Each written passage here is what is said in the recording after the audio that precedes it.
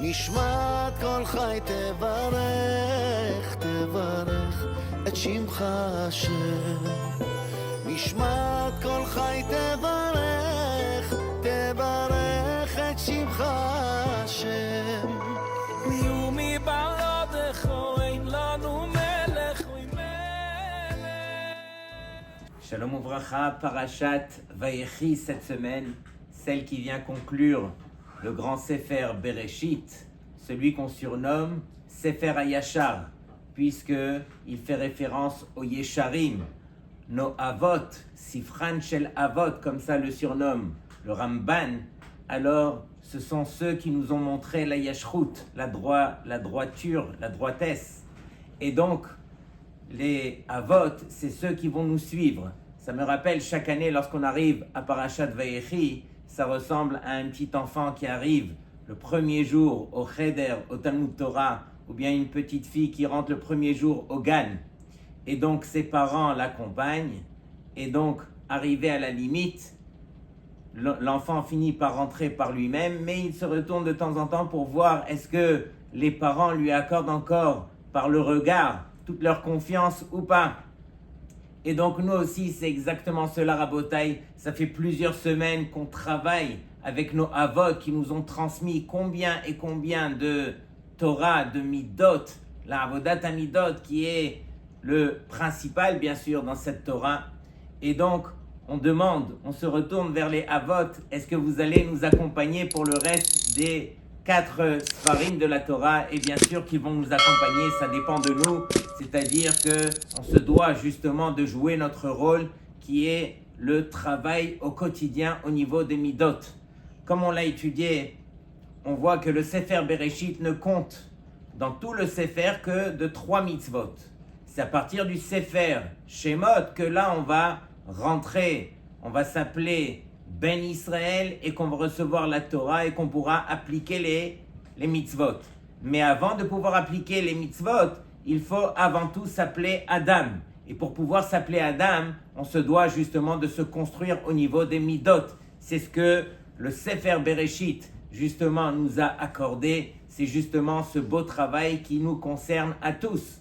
Et comme on le sait aussi, alors Adam Arishon, qui a été bien sûr créé par nul autre que Akadosh Baruch Hu lui-même, un être qui est des plus parfaits, un être qui avait tout en lui, on a vu que Adam Arishon a fini par fauter. Il a désobéi à la voix d'Hachem. Et donc on pourrait s'imaginer que ça sera très difficile pour qui que ce soit de faire mieux que Adam Arishon. Mais on voit que le Sefer Bereshit se termine justement par un de nos Avot. En tout cas, il a fini par s'appeler un de nos Avot, c'est Yosef HaTzadik, où on voit que Yosef HaTzadik, avec toutes les difficultés, il est arrivé justement à surmonter le tout et il est arrivé quelque part pour justement un clin d'œil que Hachem nous fait. Ne vous en faites pas, ne faites jamais Yehush, il n'y a pas de désespoir. Même celui qui aurait pu fauter, il a la chance justement de se rattraper, de corriger. Et de la même façon, Yosef HaTzadik nous a montré justement la route et lui est arrivé. Donc nous aussi, Be'ezrat Hashem, on y arrivera Be'ezrat Hashem. Dans tous les cas, la paracha commence par Vayechi Yaakov Be'eretz Mitzrayim. Comme on le sait, il y a une allusion dans le Vayechi, puisque la valeur numérique de Vayechi équivaut à 34, qui reviennent aux 34 années où Yaakov, réellement Vayechi, il a vécu. Pourquoi les 17 premières années, lorsque il était avec Yosef, donc au début de la vie de Yosef, et ensuite les 17 dernières années, lorsqu'il s'est retrouvé avec Yosef en Égypte. Et Chachami nous enseigne que tout celui qui va faire un chesed qui est complètement désintéressé, un chesed qui est gratuit, Akadosh Baruch Hu le conserve et lui accorde justement un moment où il en aura le plus besoin. Et même s'il s'agit d'un père envers son fils, Yaakov Avinu, il a tout donné à Yosef pendant les 17 premières années de sa vie. À la fin, alors c'est Yosef qui s'est retrouvé à devoir donner à son père tout ce que son père avait besoin à ce moment-là. Justement pour nous enseigner que Akadosh Baruch Hu, il garde ce chesed, puisque le chesed, c'est la chose qui devrait nous concerner le plus. On voit aussi que cette paracha, Rashi nous dit qu'elle est stouma, elle est fermée. Toutes les parachiotes de manière générale, alors entre les parachiotes, il y a au moins une ligne de vide, justement, qui fait espace entre les parachiotes. Celui qui a lu la paracha cette semaine, lundi ou jeudi, il a pu remarquer que la paracha, justement, de Vaïchi, elle est complètement collée à celle de Vaïgash de la semaine dernière. Elle est complètement fermée. Et Rashi nous donne deux explications. La première, les filles chez Kevan, chez Niftar, Yaakov Avinu. Puisque Yaakov Avinu, il sera Niftar dans cette paracha. Nistemu enehem velibam shel Israël mitzarat hashi'abud. Alors, les yeux et les cœurs des Béné Israël, justement, eux aussi, ils vont se fermer. Et Rabotai, j'ai vu une énorme question cette année. Lorsque, finalement, Yaakov Avinu est Niftar, alors bien sûr, tous les frères, toute la famille, ils ont accompagné le corps à Meharat HaMarpela où il a été enterré. Et ensuite, ils sont tous redescendus en Égypte. La question est énorme. Une fois qu'on a enterré Yaakov Avinu et qu'il n'y avait plus de famine, il n'y avait plus non plus de raison de redescendre en Égypte. Vous auriez dû rester en Eretz Kenaan. Votre mission était terminée. Il fallait descendre en Égypte. Pourquoi? Parce qu'il y avait la famine. Mais une fois que la famine a disparu, alors vous auriez pu rester en Eretz Kenaan. Comment se fait-il que les Béné Israël, alors, ils soient redescendus en Égypte? Sur cela, j'ai vu un Rav, le Mahagalé Tzedek, il dit justement que Akadosh Baruch Hu, c'est lui qui gère son monde. Et très souvent, lorsque on se retrouve justement dans des situations où nous, on appelle ça les ténèbres, où on ne voit plus, où on ne comprend pas pourquoi est-ce qu'on a fait tel et tel choix dans la vie, alors on finit par justement accuser l'un, accuser l'autre ou s'accuser soi-même. Sur cela, on doit se rappeler à l'ordre et se dire que Pe'amim Rabot, très souvent, Akadosh Baruch Hu soger lanu et ha'enaim. Akadosh Baruch Hu, c'est lui-même qui nous ferme les yeux, bishvil sheitkayem retzono itbarach, justement pour que sa volonté, elle se réalise, shehu hatov beyoter lenishmatenu, parce que lui, c'est le bien par excellence, justement pour notre neshama. Et donc, inutile, Rabotai, de continuellement se poser les questions, mais pourquoi j'ai fait tel et tel choix, pourquoi comme ça, et pourquoi je me suis marié avec celle-là. En fin de compte, Hachem, il avait son plan, et c'est le plan d'Hachem que, justement, qu'on se doit de vivre, et c'est uniquement si on accepte cela qu'on acceptera tout ce qui se passe dans notre vie, parce que notre vie, justement, elle est gérée par Akadosh Baruch Hu. Il n'y a pas de ténèbres sur terre, si ce n'est que c'est Hachem qui, justement, alors nous met dans telle et telle route. Rabotai, première question, lorsque Yaakov Avinu, il retrouve son fils Yosef, il aurait dû prendre Yosef et lui poser la question des questions, qui est Yosef, qu'est-ce qui s'est passé avec toi? À moi, on m'a dit que Haya Ra'a Achalathu, alors c'est une bête sauvage qui t'a mangé et qui t'a dévoré. Et on m'a même ramené les Ketonet Passim, ta tunique qui était justement imbibée de sang. Et donc, Yosef, viens m'expliquer comment est-ce que tu es devenu le vice-roi d'Égypte? Qu'est-ce qui s'est passé dans ta vie? Qu'est-ce qu'on m'a raconté? Or, on voit que Yaakov Avinu ne pose pas cette question. Et pourquoi il ne pose pas cette question? Première réponse, Rabotai, qui est citée, c'est que Yosef, du fait qu'on l'appelle Yosef Hatzadik, il ne voulait pas justement alors rabaisser ses frères, et donc il a fait en sorte de ne jamais se retrouver seul à seul avec son père, justement pour ne pas que son père, il ait à poser la question, et que lui, il ait justement à donner la réponse contre ses frères. Regardez la tzidkout, encore une fois, de Yosef.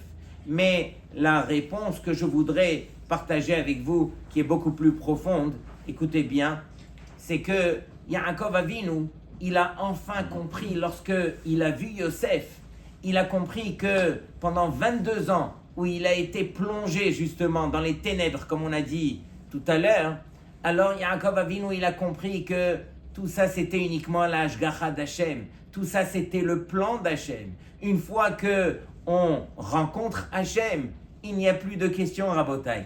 Lorsque Yosef s'est adressé à ses frères, il s'est dévoilé Ani Yosef, ses frères n'avaient plus de questions. On a compris la vérité. De même, à la fin des temps, chacun d'entre nous, Akadosh Baruch Hu s'adressera à chacun d'entre nous et lui dira Ani Hachem. Une fois qu'on va dire Ani Hachem, est-ce qu'il y a des questions à poser? Ça, j'ai pas compris. Pourquoi ça s'est passé comme ça? Et pourquoi j'ai souffert là? Ani Hachem. Lorsque on comprend Ani Hachem, il n'y a plus de questions à se poser. Et c'est peut-être la meilleure réponse qu'on a donnée justement pour cette question. Pourquoi Yaakov n'a pas posé de questions à Yosef? Parce qu'il n'y avait plus de questions à poser. Quand un homme, il voit la main d'Hachem, alors il ne pose plus la question Lama Hayara. Pourquoi est-ce que j'ai souffert? Pourquoi est-ce qu'il y avait du mal, etc. Qu'est-ce qu'il va dire cet homme à ce moment-là? Hachem Echad. C'est Hachem qui est Echad. De la même façon que lorsque Yaakov Avinu, il a rencontré Yosef, alors on dit que Yaakov, il faisait le Kriyat Shema. Est-ce qu'il y a un autre moment où tu aurais pu justement faire ton Kriyat Shema? Saute sur ton fils, embrasse-le. D'ailleurs, Yosef a sauté sur le cou de Yaakov pour l'embrasser, et Yaakov, lui, il est resté concentré dans son Kriyat Shema. Eh bien, Rabotai, de la même façon que dans le Kriyat Shema, alors on ferme les yeux et on met la main devant les yeux, on ne voit plus rien. On comprend que lorsqu'on ne voit plus rien, alors ces ténèbres, justement ce rocher, il est géré par Hachem. De même, Yaakov Avinu, c'est ce qu'il a compris à ce moment-là. C'est pas qu'il ne voulait pas sauter sur son fils, bien sûr, mais il a compris enfin que tout ce monde, tout ce qui l'a séparé quelque part d'Hachem, c'était justement parce qu'il n'avait pas perçu la main d'Hachem. Et nous, sur terre, c'est justement ce qu'on doit apprendre à faire. Lorsqu'on ne comprend pas, lorsque c'est difficile, lorsqu'on se pose des questions, on doit réaliser que la meilleure réponse, comme on le verra après, lorsque Yaakov Avinu, il a rassemblé ses fils pour leur dévoiler Ketz Hayamin, la fin des temps, alors on doit réaliser que justement ce rocher, c'est Hachem lui-même. Et donc, on continue dans la même idée. Lorsque Yaakov Avinu, alors il a compris que c'est Hachem qui l'a préservé de tout cela, alors la seule chose qu'il se doit de dire à Hachem, c'est Toda. Et donc un message pour la vie Rabotai, notez-le, ça vaut la peine. Alors, bien sûr que la Torah, elle se déguise quelque part derrière des histoires. Haya ra'a chalathu, une bête sauvage l'a mangé, l'a dévoré. Et donc, on peut imaginer que chacun d'entre nous, on va vivre quelque part cette histoire. Chacun d'entre nous, on peut se dire, mais pourquoi dans telle et telle situation, alors j'ai vécu, c'était très difficile, telle épreuve, telle maladie, l'oralenu, etc. Pourquoi toutes ces choses? Et donc, au travers justement de tous ces problèmes, de toutes ces difficultés, on devrait dévoiler la lumière d'Hachem. L'otamid tsarich lenateach et ha'avar. On ne doit pas justement essayer de refaire le passé. Il faut comprendre que justement tout se passe à l'intérieur de nous, dans notre cœur, au niveau de notre émouna. Et la seule chose qu'on se doit de faire, c'est comme Yaakov Avinu, c'est Shema Israël, Hashem Elokeinu, Hashem Echad. C'est uniquement de la sorte, Rabotai, qu'on a une chance de s'en sortir. D'ailleurs, je fais une parenthèse. Lorsque Yaakov Avinu, il a voulu justement dévoiler la fin des temps à ses enfants, alors qu'est-ce qu'il a fait? Il a vu que on lui a enlevé justement le Ketz Hayamin. On lui a enlevé les secrets de la fin des temps, il n'a pas pu le dévoiler. Et Yaakov Avinu, il s'est posé la question, mais peut-être que quoi? Peut-être que parmi mes enfants, alors il y a justement un défaut, de la même façon que de Abraham est sorti Ishmaël, de Yitzhak est sorti Esav, peut-être que un de mes enfants aussi. Et donc, les enfants l'ont consolé en lui disant « Shema Israël, Hashem Elokeinu, Hashem Echad » et lui a répondu « Baruch Shem Kevod Malchuto Le'olam Va'ed » Et donc, j'ai vu un beau chidouche que dans ces deux psukim, Shema Israël et Baruch Shem, il y a 3 fois la lettre Aïn. Aïn, c'est bien sûr l'œil. Mais Akavia ben Mahalal el Omer Istakel Bishlosha Dvarim. Le Tana nous enseigne, regarde 3 choses, Ve'en ataba l'idée avera, et tu ne viendras pas à fauter. Quelles sont les 3 choses? Da me'ain bata, sache d'où tu viens, ou les anata oler, et où tu t'en vas, velifne mi ati ati liten din le heshbon, et devant qui tu devras rendre des comptes. Rabotai, toutes ces choses-là, on ne peut pas les voir. Ce sont des choses qui font partie de notre personne au niveau de notre émouna. Et c'est ce que Hachem nous demande de faire. Lorsque je vais faire le schéma Israël et que je vais dire Baruch Shem Kevod, alors je dévoile à l'intérieur de moi justement toutes les choses que je ne pourrai jamais voir, mais que je me dois d'avoir confiance envers Hachem. De même, Yaakov Avinu, il a vu, lorsqu'il a rassemblé ses enfants, il a vu que parmi les noms de ses enfants, il y avait 2 lettres qui manquaient, le Chet et le Tet. Donc chez mes enfants, il n'y a pas de faute, c'est tous des tzadikim, gemurim. Mais il y a une allusion aussi, il n'y avait pas les lettres Kouf et Tzadik parmi les prénoms de tes enfants qui forment le mot Ketz, qui est la fin. Et donc même la fin, tu ne pourras pas leur dévoiler. Le Targum Onkelos, Rabbi Yonatan ben Uziel nous dit que réellement Yaakov Avinu, il a dévoilé la fin à ses enfants. De quelle fin est-ce qu'il s'agit, Rabotai? On ne parle pas ici quand est-ce que Mashiach va venir. La fin des temps, c'est quoi, Rabotai? On sait que la Gemara a dit que quand est-ce que Mashiach il va venir, ça dépend de nous. Soit on va le mériter Be'ita en son temps, soit Achishena, soit avant son temps. Donc ça ne dépend pas, quelque part, Yaakov ne peut pas dévoiler un tel moment. Ça dépend quand est-ce que Hachem aura décidé. Est-ce que ça va être en son temps, autant que Hachem a dévoilé, ou bien Achishena, ça va dépendre de nous. Peut-être qu'on aura le mérite de voir Mashiach même avant son temps. Et sur cela, Yaakov Avinu, il vient uniquement dévoiler à ses enfants, encore une fois, que ne vous en faites pas. Dans cette galoute dans laquelle vous allez être, alors beaucoup de fois, vous ne trouverez pas les réponses. Les réponses, elles sont cachées parce que c'est uniquement celui qui fait confiance en Hachem qui trouvera les réponses. Autre réponse, on dit que Yaakov Avinu, c'est pas qu'il a voulu dévoiler la date du Mashiach à ses enfants. C'est qu'il a voulu justement permettre à ses enfants qui allaient vivre en galoute, alors de leur donner les moyens de s'en sortir, de leur montrer les Yechoudim d'Hachem. C'est quoi les Yechoudim d'Hachem? Montrer combien est-ce que Hachem, il dirige son monde, comment est-ce que vous allez vous en sortir lorsque vous vous collez à Hachem, justement, au travers de cette galoute. Mais Akadosh Baruch Hu, il a voulu justement enlever cela de devant Yaakov, parce que quelqu'un qui vit en galoute, il doit apprendre justement à faire confiance envers Hachem. On ne doit pas justement être pris par la main, avoir toutes les solutions et pouvoir s'en sortir. Akadosh Baruch Hu, il demande au contraire, montre au travers de ton travail, au travers de ta émouna, combien tu me fais confiance. C'est uniquement de la sorte qu'on pourra s'en sortir.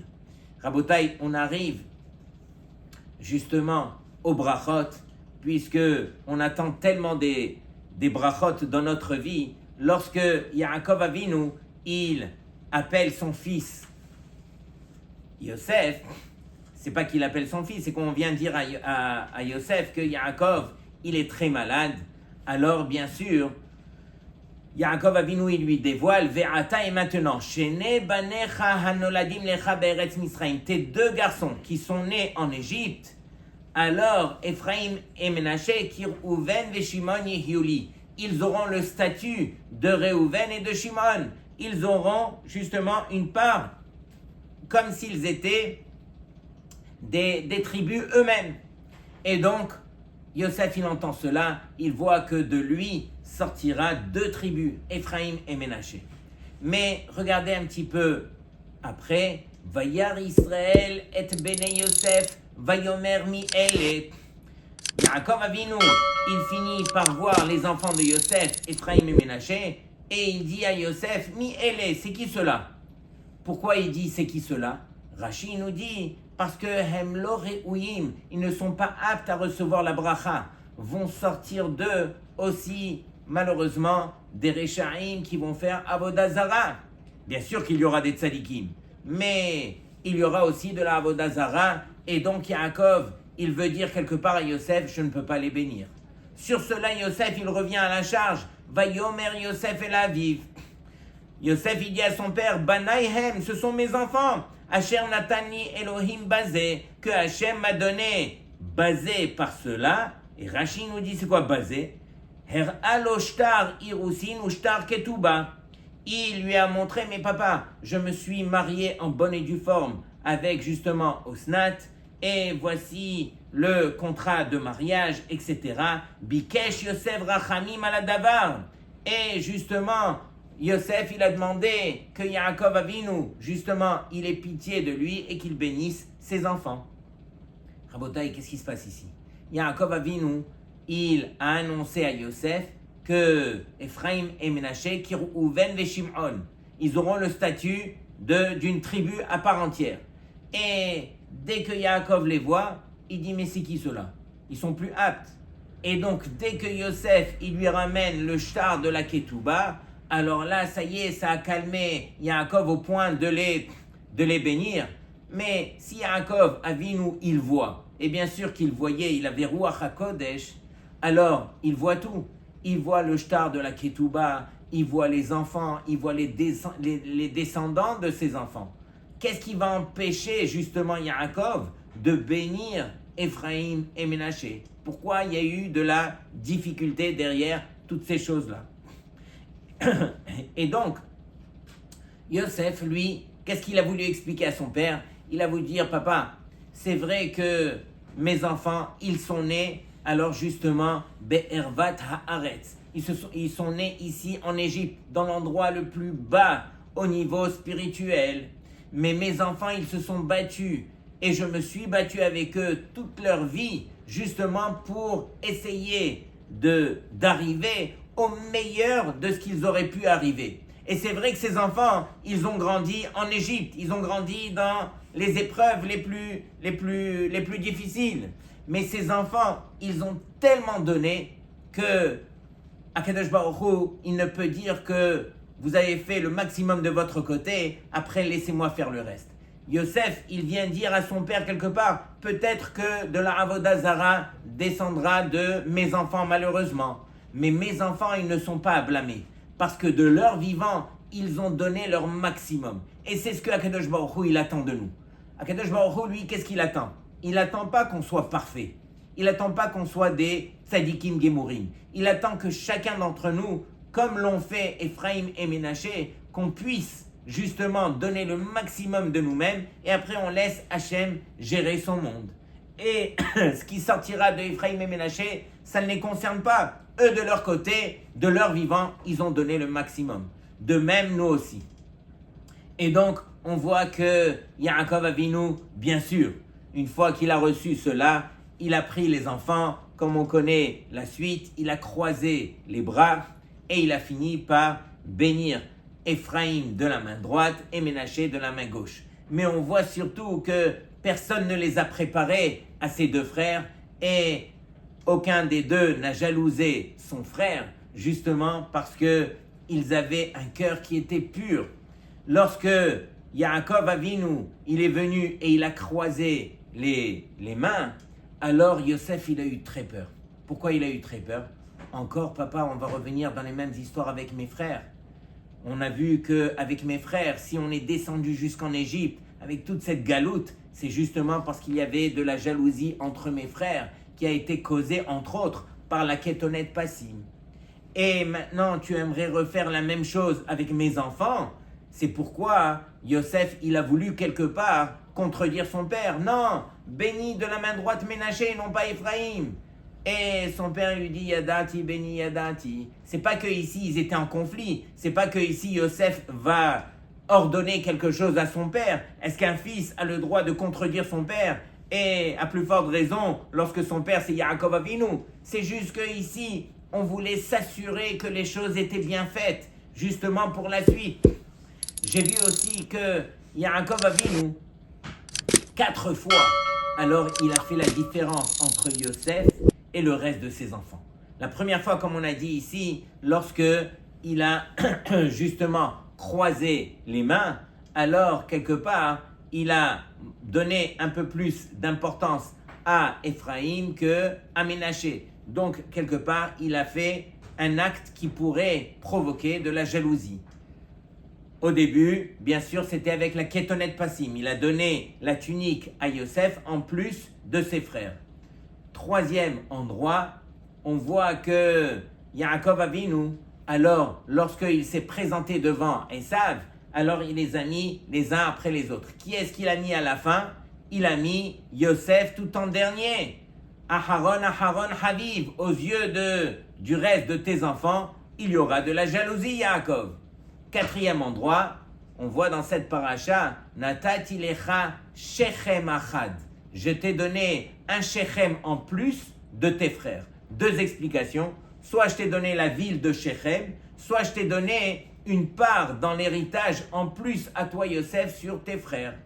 Or, lorsque la Gemara de Shabbat, elle vient reprocher à Yaakov Avinu, justement, d'avoir créé de la jalousie, elle ne ramène que l'histoire de la tunique. Qu'est-ce qu'elle dit, la Gemara dans Shabbat? Elle dit, pour quelques sous, alors où Yaakov Avinu, il a fait la différence entre Yosef et le reste de ses enfants, alors Yardou avotenu les Mitzraïm. À cause de cela, à cause de cette jalousie, à cause de cette différence, alors sont descendus nos avot en Égypte. Et donc, Rabotai, pourquoi est-ce qu'on n'a pas fait référence aux 3 autres endroits où Yaakov Avinu, justement, il a suscité la jalousie?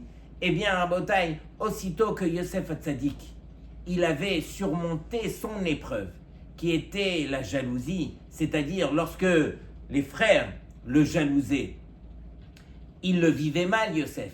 Mais une fois qu'il est descendu en Égypte, une fois qu'il a compris, une fois qu'il s'est travaillé, une fois qu'il a surmonté l'épreuve, alors il n'y avait plus justement de jalousie entre lui et ses frères. Yaakov, à partir de ce moment-là, il aurait pu donner beaucoup plus à Yosef. Personne n'aurait été jaloux. Pourquoi? Parce que Yosef lui-même avait surmonté son épreuve. Lorsqu'un homme sur terre, il surmonte l'épreuve, Akadosh Baruch Hu, justement, alors il lui efface l'épreuve de devant lui.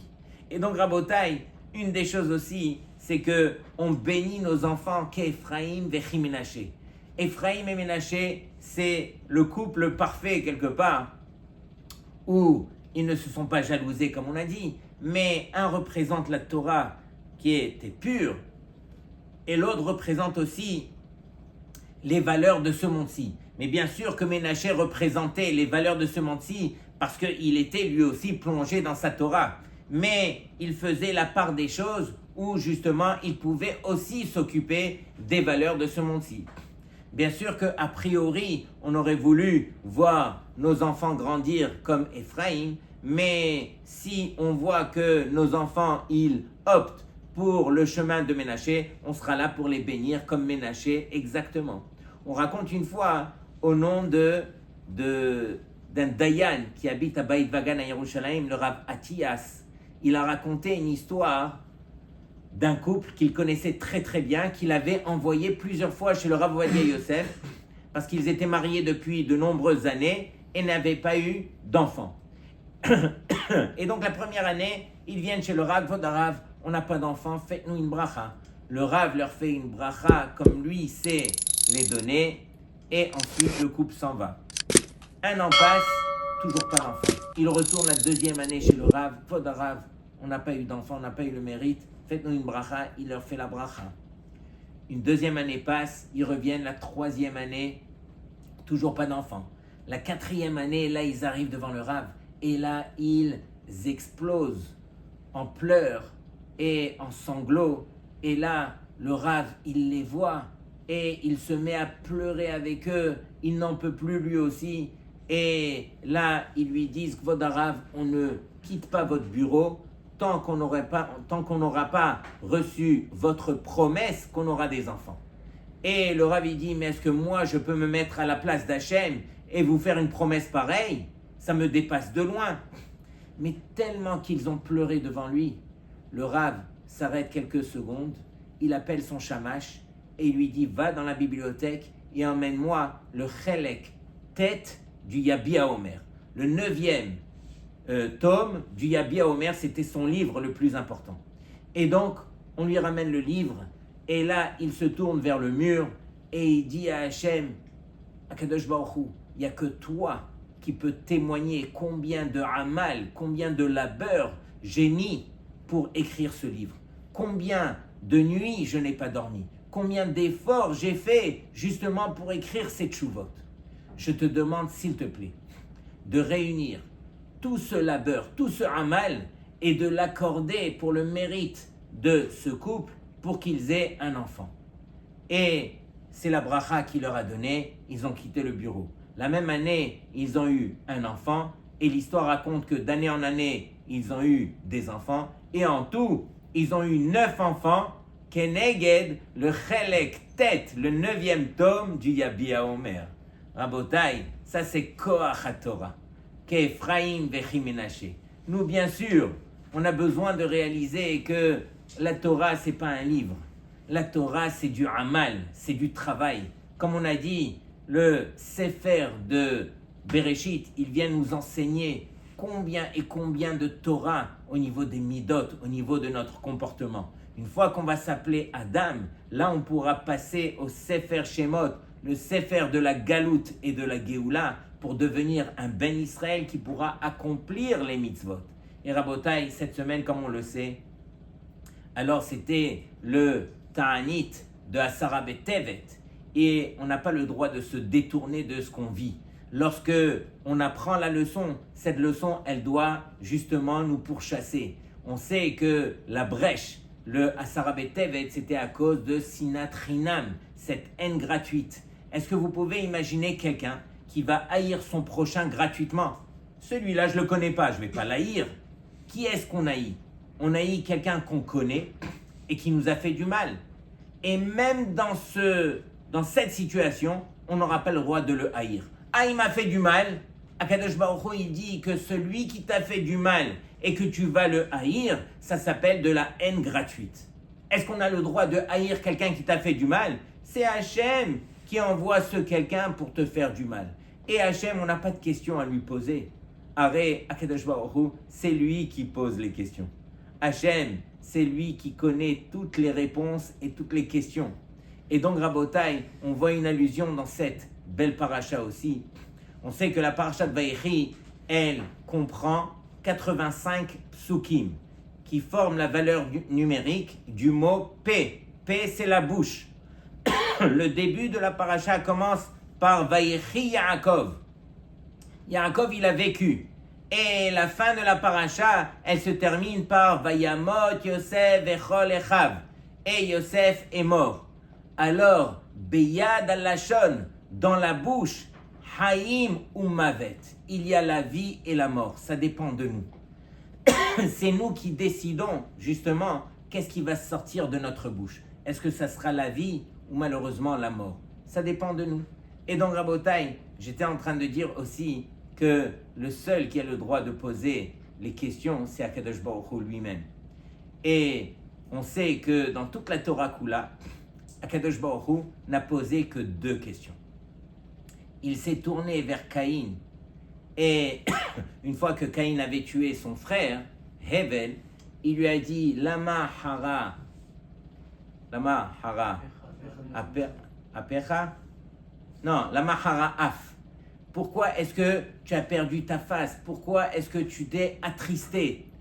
Garde justement ta émouna, parce que c'est moi Hachem qui dirige ce monde. Ne te désespère jamais, reviens, fais tes teshuvah et tu reviendras vers la bonne voie. De même, Akadosh Baruch Hu a posé la question par rapport à Sarah. Lama tzahaka Sarah. Pourquoi est-ce que Sarah, justement, elle a eu un manque de émouna lorsque je lui ai annoncé qu'elle aurait un garçon?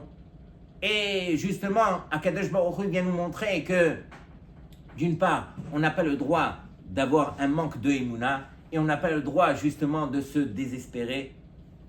Tout ce qui se passe autour de nous, tout ce monde, lorsque on arrive à voir les choses, tant mieux. Lorsque on est plongé dans les ténèbres, c'est uniquement Hachem qui dirige les ténèbres et c'est à nous justement d'apprendre à lui faire confiance. Shabbat Shalom Lekulchem. Balu de Khuailuni